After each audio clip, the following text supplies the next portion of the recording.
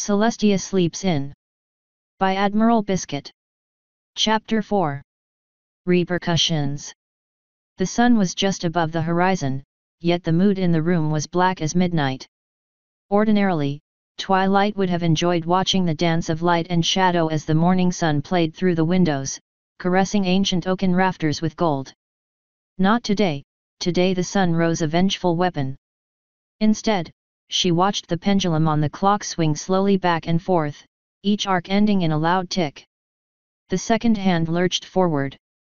Perhaps it would have been more apropos had it been an hourglass, but the princess had modernized her chambers.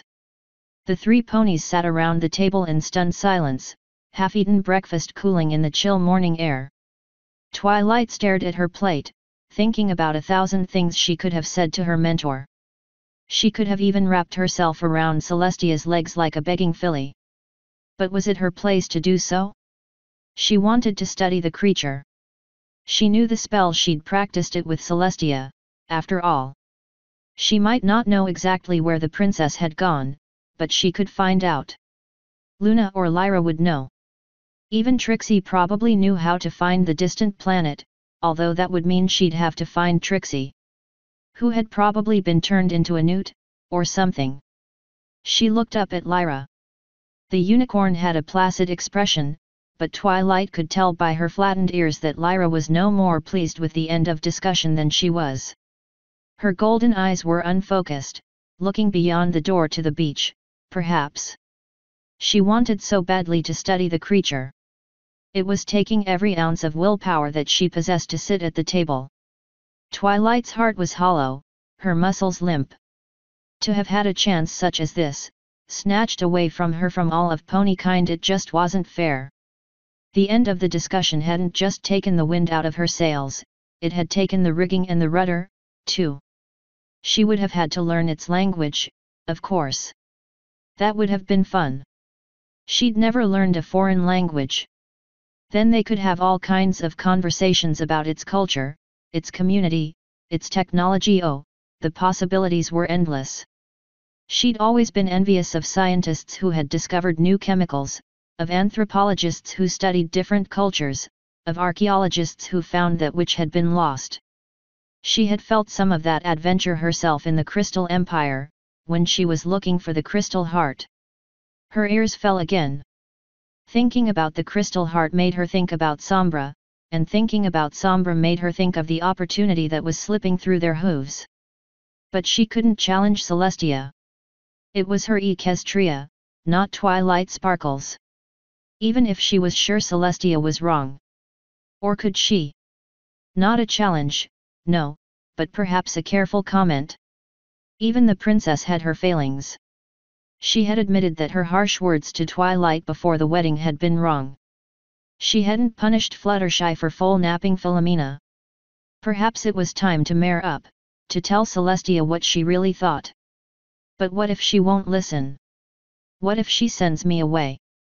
Twilight shifted uncomfortably on her bench. She could vividly remember the moment her heart had broken after Discord had turned all her friends against her. Could she risk that again? Could she chance the loss of her mentor, of her home, of her assistant? Was it worth it to risk everything? She looked at Luna. The Diarch was calmly sitting on her bench, eyes half closed, lost in some private thought. Well, if she banishes me, at least I will have a clear conscience. She pushed her bench back, the legs screaming across the floor of the silent room.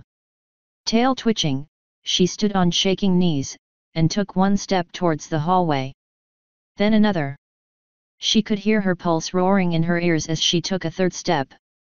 Hold! Luna held up a hoof, her voice hardly above a whisper. 'Tis better that we go. No. Twilight lowered her head and snorted. I wish for my opinion to be heard, no matter what the cost. Twilight Sparkle. Luna leaned close. We gave our bond that we would not speak against our sister's decision under pain of banishment. Should we speak in thy presence, we have broken our oath. Then stay. Twilight looked Luna in the eye with a serious glare. After she throws me off the balcony, you can have a try. Our sister would not throw thee off her balcony. I hope you're right. Twilight was surprised to discover she was standing in front of the towering balcony doors. At least I remember my gravity spells. With a magenta burst, she flung them open. Asterisk. Princess Celestia stood at the edge of her balcony, rays of her sun glimmering off her regalia. She looked at the bustling city below, watching the ponies going about their daily business. She enjoyed watching the city, how it had grown and transformed over the years. The ponies had changed, but the heart of the city had would not as long as it remained her seat of power. She sighed, looking at the sun wistfully. They had been together for most of her life, and while it was no more aware than the floor of the castle she now stood upon, she still felt as if she had betrayed it. I wish I had never left, but what is done cannot be undone. When had she gone from the idyllic filly to the cynical mare? She didn't know how it had happened. Probably it had happened slowly, one small decision after another, slowly building, until she found herself here, trapped alone in her stone prison.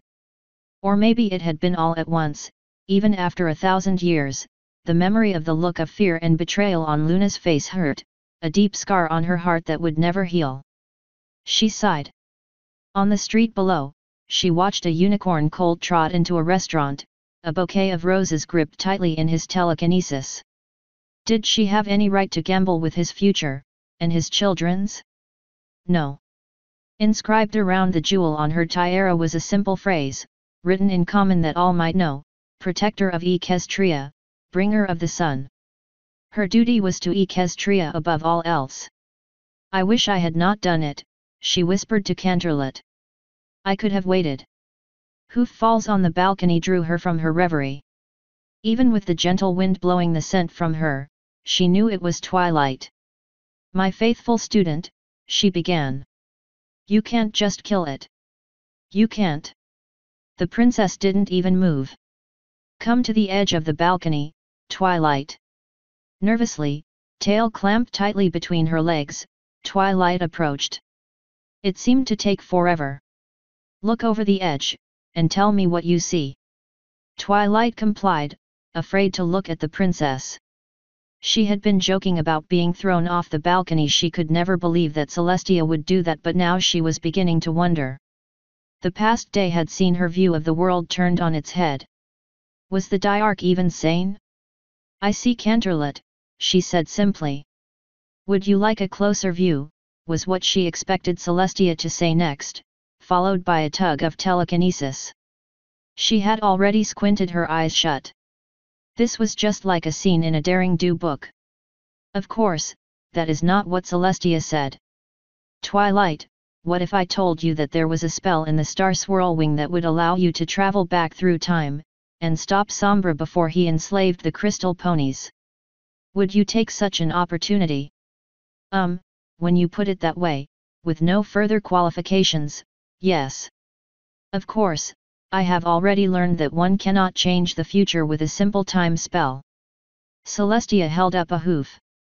What if the only way to stop him was to kill him? Knowing what you know, would you kill him? I would try to reform him. I would try to talk sense into him. I would do everything I could to prevent him from taking over the Crystal Empire. If that failed, Twilight hung her head.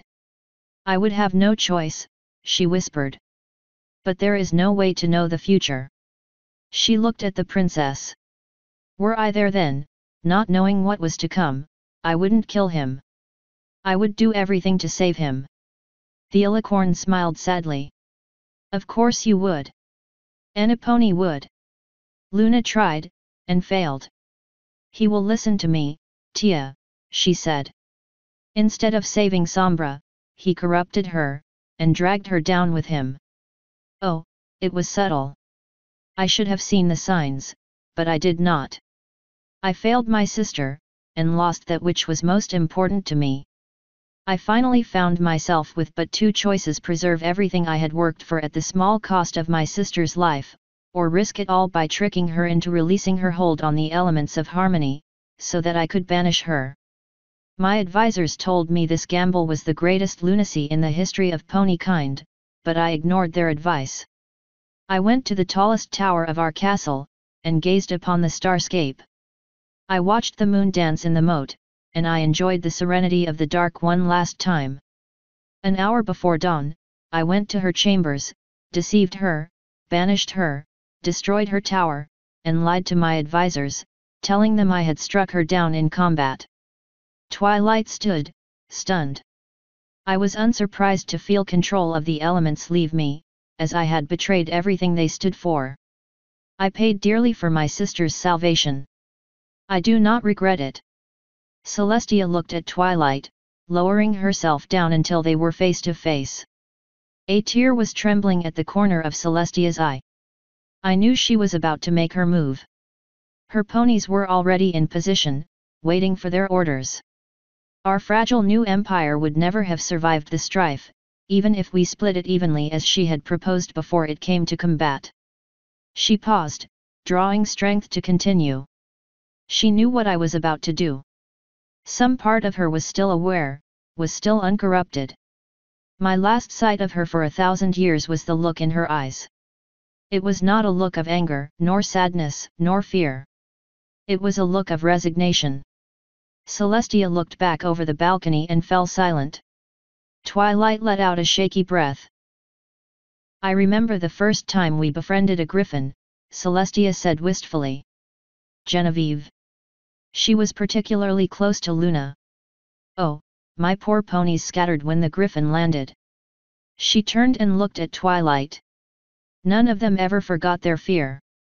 They learned to be civil, but they never really got along with griffins. But the foals did. The fillies and colts ran up to her, played with her tail, sniffed her paws. They saw no danger there. Peace accords were signed, eventually, and as the younger generations replaced their elders, no pony had issues with the griffins anymore, nor they with us. We took a risk, and we gained useful allies. I wish all the risks I had taken over the years had paid such dividends. She looked down at the streets of Canterlot again. I wish that there had not been such a high cost to some of the others, and I wish that every problem had a peaceful solution. Does that mean? How could I harm a creature which has caused no harm to my ponies or myself? Celestia turned to face Twilight. What manner of monster would do otherwise? But I thought that you meant to strike it down. The way you were talking, the way we all were talking. My faithful student. The princess leaned close to Twilight. Of course I wish nothing more than the survival and prosperity of my citizens. It would be easy to justify the creature's death in that light. But where would it stop? Should I exterminate the dragons? Would we be happier if there were no diamond dogs? Would Ponyville be safer if it did not share a border with the Everfree? The creature has so much to offer us that it is worth the risk of continued contact. I had felt that the moment I allowed Lyra to approach it. Do you think I would have if I believed that it posed a threat? Let me offer you a lesson, Twilight. Cornered ponies make bad decisions, decisions they regret. She tapped a hoof to her petrel. In the end, the only pony we need to please is the one who is in here. If we can't live with that pony.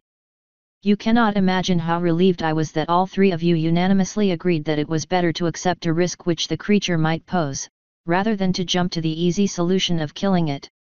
Of course, we must take precautions. I am not ready to let any such creatures roam free throughout Equestria. Regrettably, its intentions may not be peaceful, and we must be prepared for that, but we have plenty of time.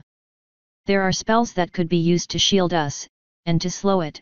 There are areas where we could anchor the spell with far less risk than the throne room. We must be cautious to not reveal too much about ourselves, yet should also not be seen to be deliberately withholding information. It has been so many years since our ponies have undergone an initial diplomatic meeting, as well as the study of a new culture. In another generation, perhaps we will be seeing novel cutie marks.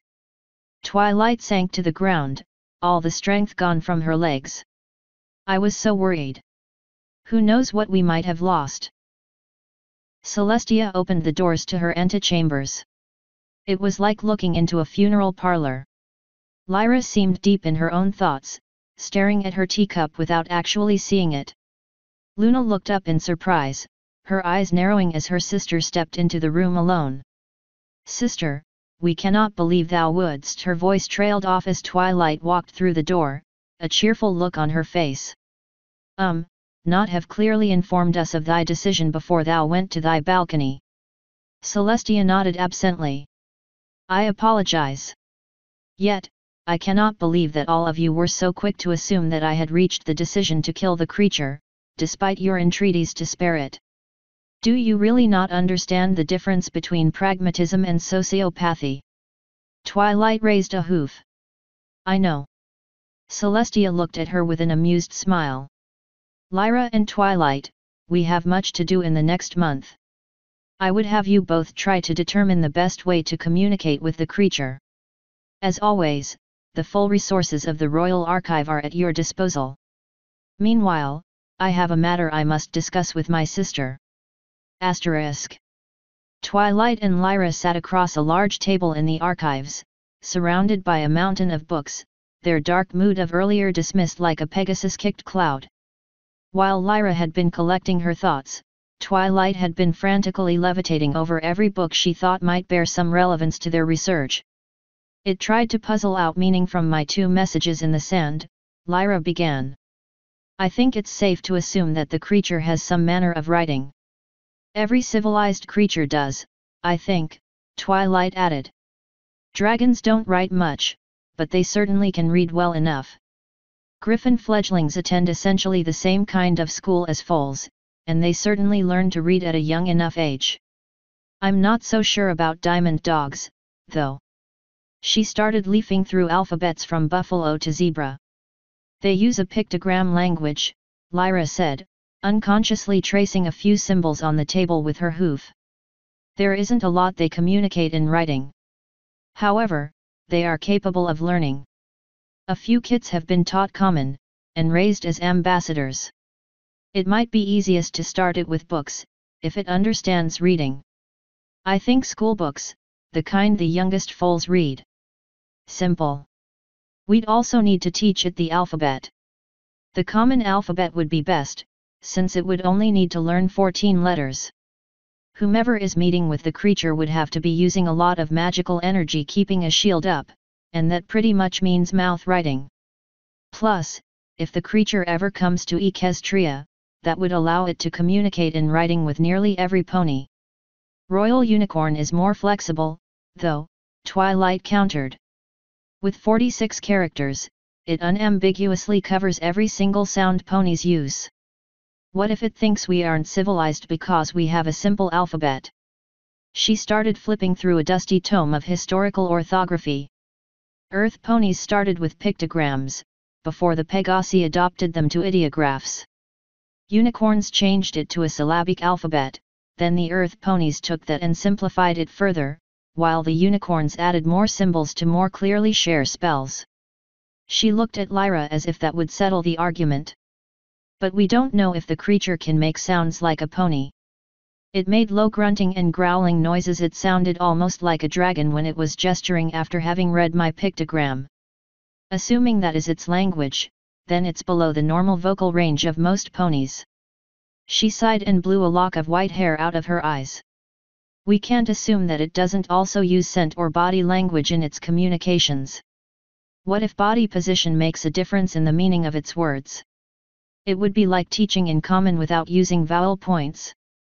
Speaking of which, I think if we're just teaching it to read, if it can't mimic our speech, it might be better to leave the vowel points out, since what it will be reading won't have them. Twilight scratched her chin. There are spells that can lower a pony's voice. They were invented to communicate with dragons. When I talked to a dragon, I had trouble understanding him, his voice was so low. She brightened. Poison joke made Fluttershy speak with a deep voice. That might be easier to get. And I suppose you could guarantee that result. No, but maybe Zecora knows of a potion that would have the same effect. If Poison joke can do it, there must be a spell or potion that could do the same thing. She wrote a note on her parchment. Okay, written language is common, books for writing, spell or potion to lower the voice. I would think some objects would be handy, to demonstrate verbs, Lyra said. Maybe a doll or two. The creature's face wasn't very expressive, but it did use its forelegs to make gestures. I bet it uses its hands like a juvenile dragon, for gripping and holding, maybe even for writing. Spike makes a lot of hand and arm gestures. Perhaps the creature does, too. She paused. If it's bipedal, I suppose that would stand to reason. It would be difficult to mimic that I can stand on my hind hooves, but I certainly couldn't keep it up for too long. Twilight giggled. Most adult ponies only stood on their hind legs to make a point, or to make themselves look bigger, and even then, it was more of an earth pony trait. On the other hoof, foals often stood up. Some psychologists thought it was because of an inferiority complex. Twilight thought it was so they could reach things that were taller than them, which would explain why the habit fell off as unicorns developed their magic and Pegasi their flight skills, while it remained in earth ponies. Do you think it's larger than most creatures on its world? Why would that matter? We're smaller than griffins, diamond dogs, and minotaurs, and a lot smaller than dragons. It's affected our view on the world, made us a little more cautious, and more likely to prefer the company of herds. I wonder if a taller creature taller among its peers, that is, would be more likely to be solitary. Maybe. Dragons and minotaurs are solitary. Lyra looked over at the parchment. We should probably talk to an ambassador or two. We might be able to get a better idea of how different species view themselves. This creature might not be the dominant species on its planet, anyway. Perhaps it's a quasi-sapient species, like cows and sheep. It might be kept around because it produces something helpful for its keepers. You said it had hardly any fur. Perhaps it had just been shorn. Lyra rubbed a hoof through her mane. Gah, talk about a Sisyphean task. I almost wonder if the princess is punishing us. She's not punishing us, she's happy we didn't want to murder the creature. It might be for something else. Maybe she's just amusing herself at our expense. At the sharp look from Twilight, Lyra continued. I mean, when I spent my first day with my maestro, she took me to her rock garden. Have you ever seen a Japanese rock garden? Twilight shook her head. Many of them are quite beautiful. Hers had a single dark rock in the center, looked like obsidian with the pattern extending outward in a widening spiral, almost as if they were ripples caused by the large rock falling. She asked me to spend an afternoon studying the obsidian. That evening, after dinner, she asked me about it. I described it exactly as it appeared. Lyra smiled. I thought she would be proud of me. I had done everything but weigh that dumb rock. Instead, she looked at me critically, and the first question out of her mouth was, "What does the stone desire?" Twilight furrowed her brow. What does the stone desire? What kind of question is that? Unanswerable, and the rest of her questions were along the same vein. Her point was that depending on the context, a physical description means nothing at all. When I was dueling, being able to describe my opponent physically was of no use whatsoever. It was entirely a mental game. The winner was not the unicorn who knew the best spells, it was the unicorn who best got into the head of her opponent. Lyra looked at Twilight. Well, there's no harm in being prepared. Twilight wrote down a few more notes. Even if we don't know what this creature desires. If it's primarily visually oriented, Lyra continued, perhaps a book of pictures would help it. Like a foal's primer, but it could have pictures of all sorts of different objects, maybe with the word under them. Like a dictionary with pictures. Lyra nodded. Exactly like that. Or maybe we're just overthinking this, maybe we could just use a language spell to understand its language. There aren't any that would work. Twilight looked at her surprised expression. In order to make a language spell work, the caster needs to know what language is being spoken, or else she needs to adapt a close spell in the field. She rolled her eyes upwards and thought. Let's see, we covered this the year before I moved to Ponyville. Language spells work by facilitating a limited connection from left inferior frontal gyrus of one pony to another and modeling the neural commands to the mouth, lips, throat, tongue, and larynx. Seeing the blank look in Lyra's eyes, Twilight hastily simplified. If it's a spell to allow speaking in a foreign language, it interrupts and changes the caster's speech patterns, whereas for hearing it's almost a telepathic workaround, although the more complicated spells do involve an oral aspect. She shrugged. It's exceedingly complicated, and needs a very skilled caster to shift the spell to account for differences in regional accent, physiology, and neurological development. It really requires a pair of creatures working together for some time to get it to function properly. I've practiced a little with Spike, but he hasn't really got the patience for it, and becomes embarrassed that his voice comes out sounding like a mare's. Alright, so translation spells are out. How old do you think it is? Lyra shrugged. No way to tell. Did it seem mature? Really, Twilight? How in Tartarus would I know? Every pony knows that foals learn languages and magic better than adults, their brains are better organized for it. So, if it's a foal or immature, I guess it would probably learn language more quickly. Lyra laughed. I wasn't able to ask it its age. It wasn't very colorful, what I could see of it. That could be normal, maybe they're all like that. Or, it could be a sign of immaturity. Some species don't adapt a colorful coat until they have reached sexual maturity. It could also be a sign of advanced age, since some species lose their color as they become old. It could even be seasonal. Maybe it's brightly colored sometimes, and dull others. I suppose one of the things we should learn is its basic biology. We don't know what it eats, if it even does. Do changelings eat? Twilight looked at Lyra thoughtfully. I mean, they feed off love, if what Queen Chrysalis said is true. But if that's all they feed off, why do they even have teeth? She looked over towards the bookshelf where the zoology section began. Lyra blinked. Perhaps you should ask the princess. Aside from shape-shifting and being able to brainwash a pony, I don't really know that much about them. Oh. How does it feel to be controlled by a changeling? Lyra turned greener. Ugh, I'd rather not relive that memory. I can't believe you'd even ask. Sorry. Twilight scratched her hoof against the ground. Okay, getting back on subject. Books for foals in common.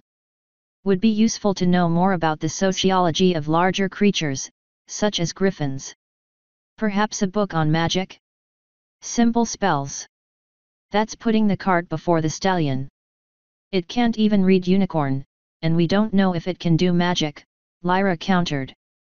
Just because you didn't see it use magic doesn't mean it can't. Twilight looked at Lyra thoughtfully. It might have been using magic, and you didn't see it. I wonder if there's a foal's book with easily understood illustrations of magic. Given its initial reaction to us, I would expect it to have at least put up a defensive shield. Oh, right. But it did have a horn. No. Not that I observed, anyway. Lyra lifted her ears. Of course, we're thinking of it from the pony perspective. If it has limited abilities to interact with the ley lines, it might not need a horn. Both of the unicorns nodded simultaneously. Like most unicorns, they tended to forget that Pegasi interacted with the weave using their wings and hooves, earth ponies with their whole bodies, and non-ponies sometimes used different parts of their bodies, such as a cockatrice's eyes. Well, if it hasn't got a horn, it can't cast. Twilight said that with the definitive tone of a filly, a certainty based on no factual information whatsoever. Where do you get that idea? Lyra looked at her curiously. Zebras can cast spells, and they don't have horns. Wait, what? Zebras can cast spells. You didn't know that? But, you told Trixie before your second duel. I made that all up. Twilight stared at Lyra as if she had grown wings. I figured that she would, but Zecora makes potions. Zecora doesn't cast spells. And one zebra is the same as all the rest. Yes? No? Wait. Twilight scrunched up her muzzle and thought. I've never seen her cast a spell. I've never seen another zebra. Exactly. Lyra looked at Twilight. So, you don't know that you don't need a horn to cast spells. You probably didn't know that earth ponies can cast spells. No, they can't. Twilight spoke with much less confidence than previously. Daisy can do telekinesis, I've seen it. She cannot. Lyra shook her head. She was doing it before the storm that sent a tree into your library. She began chuckling. What's so funny? A tree fell in your library. So. Your library is a tree. And a tree fell in it. Twilight started chuckling. Soon, both unicorns were laughing. Asterisk. I still have my worries about this creature, Celestia stated flatly to Luna. The two of them were on her balcony. Luna looked over the edge. Even though she preferred the night sky, she still enjoyed the daytime view of Canterlot from above. We would be concerned if thou didst not. How do we know this creature is peaceful? Remember our first dealings with the dragons. Luna nodded. We feared we might not live to see another day. I thought the entire cave was going to erupt in fire. If thou dost establish the meeting site, thou hast control. Luna looked at her sister thoughtfully. Were we to choose, we should place our stepping point somewhere where the creature could not easily land, nor where it could escape notice if it did. Away from the castle. A castle is only useful if no pony can breach its outer perimeter. Luna gestured at the stone walls around her. As risky as it was to have built our old castle in the Everfree, it did mitigate many threats. As did Sombra's empire in the north. Celestia grimaced at the look on Luna's face. Forgive me, sister. Dost thou deliberately rub salt into our wounds? No, Celestia nuzzled her. You know I speak without thinking often enough. We would think 1,000 years of introspection might have caused some small improvement in thy demeanor. Celestia chuckled. I have learned to not take my station too seriously. Does that count? No, Luna looked at her flatly. We wish that thou hadst considered the repercussions before thou didst send thy student to the Crystal Empire. Did you know that the Crystal Heart would destroy Sombra? Luna lowered her head. We knew not. However, we did warn thee to use caution before thou sent thy student north. I suppose it's a little late for sorry. 1,000 years on the moon, when we instead could have ruled at our father's side. How would that have ended? We likely would have died with him. Luna looked her sister in the eye. We rue and lament the choices we made, and our harsh proclamations. We regret our folly in driving apart those tribes whom thou hadst so recently shown the strength of unity. We regret the choice we left thee. She lowered her ears. We suppose that we and thou have learned a thing or two over our years of separation. I have learned that having a sister is just about the bestest thing in the whole world. Bestest. Luna gritted her teeth. We thought that our pony's lack of admiration for our knight was offensive. We have found that their utter disregard for the nuances of language is grating to our ears, and now thou art speaking similarly. We should banish ourselves back to the moon to escape the noise. I am simply quoting a friendship report from Rarity and Sweetie Belle, Celestia said defensively. Apparently, the two got into quite a tiff, and both agreed that they would be better off without a sister. A problem not unlike our own, Luna muttered darkly. Indeed. Yet, they resolved their differences well enough. And thou believest that we and thee should do the same. She looked at Celestia, amusement on her face. Perhaps we should run a race together. I wish I could forget that night. Celestia looked at her sister. If there is one thing I have done in my life that I truly regret, thou canst take it back. Thou knowest that we see the dreamers. Oft, we go into the dreams of those who we feel need us the most. We were but a shadow when we were imprisoned on the moon, now we are in our full splendor. She looked at Celestia. Many of those who are troubled wish for nothing more than to take back words spoken in haste, yet too often we see that they are too proud to bend, unwilling to admit fault.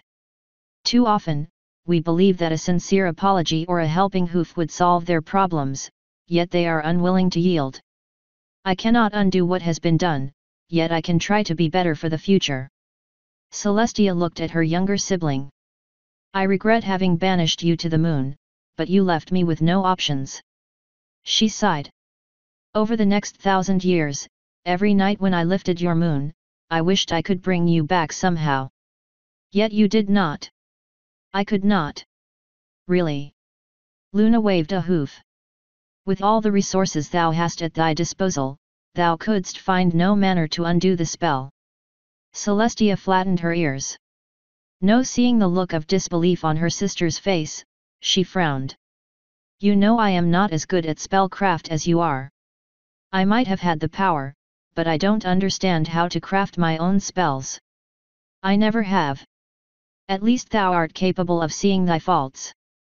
Now if only thou were to eat a healthier diet. Our mother would cry, did she know thy weakness for cake? Every pony loves cake, Celestia said defensively. Perhaps we should give the creature a cake. It would be our luck that it has a cake allergy.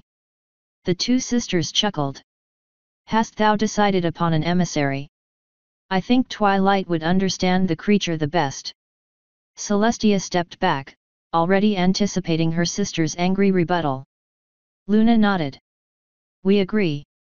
Despite our differences, we concede that thy protégé is brilliant, and refuses to give up even when the odds are against her.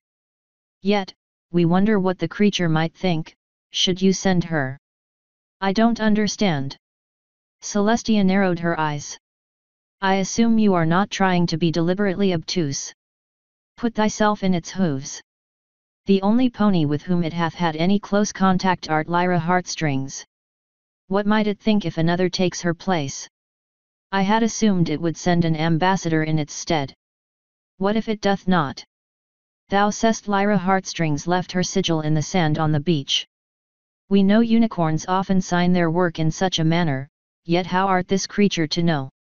If it believes that symbol means that she is to return, how might it feel if she doth not? Would it not feel betrayed? Luna looked at Celestia thoughtfully. Thou hast armies at thy command. Dost thou not remember the courage it takes to approach a stranger alone? Celestia blinked. As the most powerful creature in Equestria, she had forgotten that feeling, but she remembered the night, where each step to her sister's eyrie seemed 1,000 feet tall. I think it would be insulted if we were to send her rather than a diplomat. Yet we know not of its customs. We feel 'twould be best to send her. Luna tossed her head. Thou mayst order her. Art she not under your command? Technically, yes. She is an auxiliary guard, seconded to the royal guard, who fall under my command. Celestia snorted. Would you believe she won that honor at a duel in Manhattan? 'Tis her misfortune, but a solution to the problem, art it not? I cannot order her. Celestia looked at her sister seriously. I will ask her, but I will not have the sole emissary of Equestria be a pony under duress. Asterisk. Their list was finally as complete as they could make it. Twilight felt she had explored every avenue of contact with an alien creature. Naturally, there were dozens more left unexplored. They knew so little, it was impossible to fill in all the blanks just yet. They hoped that it would bring something to its meeting, something that they could use to understand it better. Lyra looked at the parchment, completely covered in Twilight's horn writing. It looks like you'll have a lot of studying to do, she commented. They had both agreed that Princess Celestia wanted to keep this quiet, so Twilight was going to do all the hoof work, without explaining anything. Her curiosity was legendary around Canterlot, so no pony would be surprised that she was asking all manner of strange questions. At least I won't have to memorize it all, Twilight muttered. Lyra looked at her in confusion. What do you mean? You are going to be the one meeting it again? Lyra's eyes widened in surprise. Me? Why me? Do you think it would want to meet with any pony else? I'm not qualified. She waved a hoof at the books and parchments scattered around the table. I wouldn't even know where to begin. You have a month to prepare, Twilight said grimly. I wish it were me. I wish it had been me with Celestia, but it wasn't. It was you. And who will the creature expect to return? Lyra hung her head. Me. You. Twilight began levitating books back to their places on the shelves. If you want, I will tell the princess of our decision. I know she would have expected me to go. Lyra looked at the clock. She's probably at dinner right now. That will give me time to prepare. She looked back at Twilight. I suppose I should be the one to tell her. Asterisk. Applejack sat on the dusty floor of the attic while Apple Bloom rummaged through old trunks. Winter wrap-up had gone well. The guard who was going over the checklist had done his best, and they had only finished slightly behind schedule. Mayor had pronounced all the tasks complete at midnight. Even though it was only scheduled for one day, it was an unwritten rule to plan nothing for the next day. Before Twilight had applied her organizational skills, they had always run over. With school cancelled, Apple Bloom had spent the entire morning with Scootaloo and Sweetie Belle. She had come home 2 hours ago, muttering that she hadn't gotten a cutie mark in falconry. Looking at her filthy pelt, Applejack wondered if they hadn't been trying to mud wrestle the birds. Unsurprisingly, an hour of being scrubbed by her big sister in the tub had done nothing to lift her spirits, so Applejack had suggested that they go up to the attic and look through Pappy's trunk. An apple heirloom of sorts, the trunk had become a repository of old things that no pony wanted to throw out, but could find no real use for. It was just the sort of thing a filly would love to spend a chilly spring evening with. She smiled as Apple Bloom carefully unwrapped a chipped plate wrapped in an old newspaper. One of the oranges had painted it was supposed to be the orchard, but it looked like lichen that had measles instead.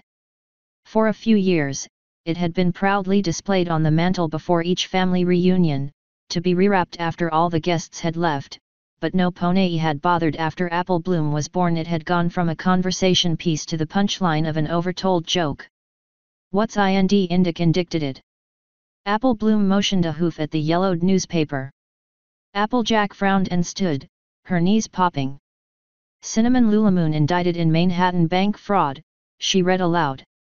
It's a fancy way of saying accused, she said. Accused? Is that like excused? Nope. Applejack put a leg around her sister's withers. Sometimes, a pony'll do something bad, and the courts have to punish her for what she done. Seeing the concerned look on Apple Bloom's face, Applejack ruffled her mane. Honey, we're apples, and that's something to be proud of. We don't cheat, and we don't steal. Ain't no pony who'd say otherwise. Apple Bloom nuzzled her sister. That's an ugly plate. Best to wrap it back up. If that mare ever becomes a famous painter, it'd be worth a lot of bits. Apple Bloom frowned.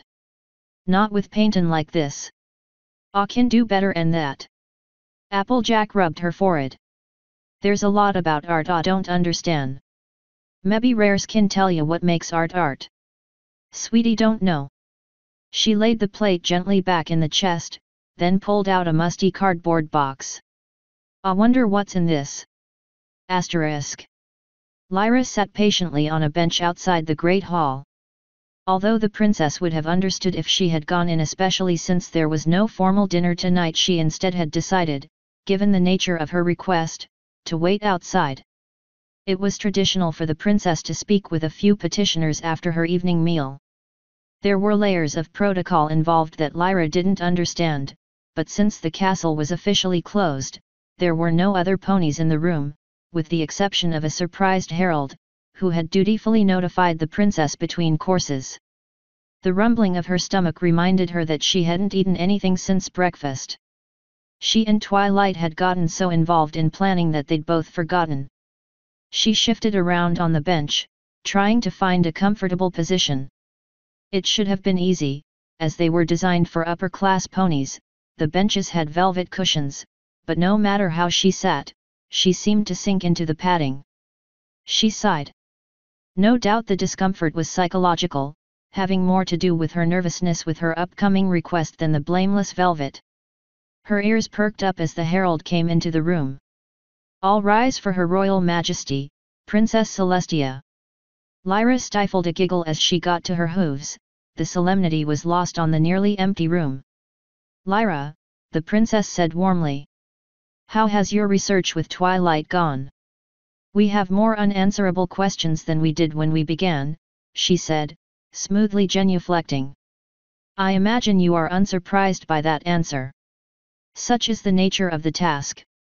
Celestia looked at her thoughtfully. "I am given to understand you have a question." "Twilight and I have decided that I should be the one to go," she said bluntly. Lyra was surprised when the princess chuckled. "Pray tell, how did you come to that conclusion?" "Since the creature has only seen me, it seemed that it might scare it should some pony else come in my stead. Twilight suggested it, and I agreed." "You ponies never cease to amaze me," Celestia replied. Luna said the very same thing. "Of course, you know that I would rather send Twilight." "I would rather she went," Lyra admitted. "But if we wish to befriend the creature, we must do all within our power to make it comfortable." Celestia nodded at the bench. "Please, take a seat. I must explain something about a diplomatic mission of this nature." She looked intently at Lyra. "Although we have never made contact with an extra-equestrian species before, the principles of diplomacy remain the same. In all that you do, you will be the sole representative of our entire nation, of all the ponies and other creatures. You must maintain your composure no matter what. We know not of its habits, of its culture. Whatever the creature does, you must react calmly. You must not injure or offend the creature, even if it injures or offends you. If need be, you may retreat, but that is the extent of what you are allowed to do. Your purpose is to attempt to learn its language and customs, while teaching it ours." She frowned. "You cannot imagine how difficult it is to maintain composure while watching a griffin devour a rabbit. I will request that one of my ambassadors train you as best she knows how, although I would prefer not to enlighten her of the true purpose of the training. You can trust me to keep silent." "Now, there is one more thing." Celestia fixed Lyra with a serious stare. "If I have any reason to believe Equestria is in danger, I will collapse the spell without a moment's hesitation. If you are not within the hemisphere of its reach, it may not bring you back. Alternately, you may be captured by the creature, or its kin. Should that happen, for the good of Equestria, you must dispel the portal on your own. In either case, there is very little possibility of your rescue." Lyra swallowed a lump in her throat. "I understand. It would be best if you were able to meet it on a schedule it determined," Celestia continued. "My sister and I would like a debriefing after each session. To that end, I will make a room available for you in the castle. I have no doubt we are going to have dozens more meetings as the time draws near." "Thank you, Princess." Lyra bowed again. "I will not disappoint you." "I know you won't." The unicorn leaned down and nuzzled Lyra's neck, then walked out of the room, leaving the stunned unicorn behind. Author's note. Thanks to my pre-readers. As always, check out my blog here for references and behind-the-scenes information. And a lost section from this chapter. End author's note. Blog post. Celestia sleeps in Chapter 4. Thanks and story fragment. Chapter 4 notes. First, a big thanks to my pre-readers. My parents, who are way smarter than I am. Woonsocket Wrench. And Humanist, who inspired much of Celestia's dialogue in this chapter. Here is the original conclusion of the chapter, which I decided to leave out, since it did not advance the plot in any meaningful way. Forgive any spelling errors, it was dropped early in the editing process. Asterisk. Princess Celestia nudged the doors to the throne room open. She frowned, seeing the throne vacant. Luna. She looked down at the page next to her. He looked back with a worried expression. We apologize. Luna poked her head around the corner of a tapestry. We had not to occupy our mind on the throne. Celestia nodded. Where are your guards? We do not know. She looked around the throne room thoughtfully. In sooth, they have proved to be more creative in their obfuscation than we would have believed possible. We refuse to locate them with our magic, as it would spoil the game. The game? Yes, we are amusing ourselves playing hide and seek. She looked brightly at her big sister. Surely thou knowest the rules? One pony plays the aggressor, oft called it. She seeks. Celestia rolled her eyes. I am glad to see that you have found a way to introduce levity into a serious role. Might I discuss a more pressing matter? Luna pouted. We suppose. The two moved to a small room to the left of the dais. Here was where the princesses met with advisors or prepared themselves for their duties. No pony was allowed in the chamber except by invitation, including the guards. I have been thinking, Luna, that I should anchor the spell someplace where even a glance through the portal will reveal nothing, yet is close enough that, should the creature come with an army, we will be able to see it and react in time. An island caused your failure to discover the creature, or its kin. We feel that an artificial island should serve in its stead. A barge, anchored in the center of a reservoir would provide the ideal anchor point for the spell, big enough for a pony to move about on, yet not so large that many creatures would fit. Most creatures native to land are barely able to swim, which would give us plenty of time to react if it were needful. Celestia nodded. If it was in a slight depression, it would be clearly visible to guards stationed around the perimeter, yet an entire company could remain hidden behind the hill. Every pony knows it's best to fight from an elevated position. We shall locate a suitable location before the night ends. I do not wish to let the guards know of the creature, but I want them to be prepared for it. They would be suspicious if their training schedule suddenly changed. Sister, if you were to give Shining Armor a dream of minotaurs attacking, since they are kind of similar to the creature, and probably have the same fighting skills, he might boost the training regime. Luna shook her head. We keep ourselves away from influencing dreams, sister. It is fraught with danger. We only helpfully advise ponies when they are frightened by their dreams. You mean nightmares? In Prance they say kakimar, a term we much prefer. Luna sighed. We probably should not tell thee, but there is a minotaur by the name of Iron Will who calls himself a motivational speaker. He seeks influence and recognition. Were thou to summon him to give a demonstration of traditional combat, he would be gratified, and we are certain that the captains of the guard would implement what they had learned into their training regimen. Celestia smiled.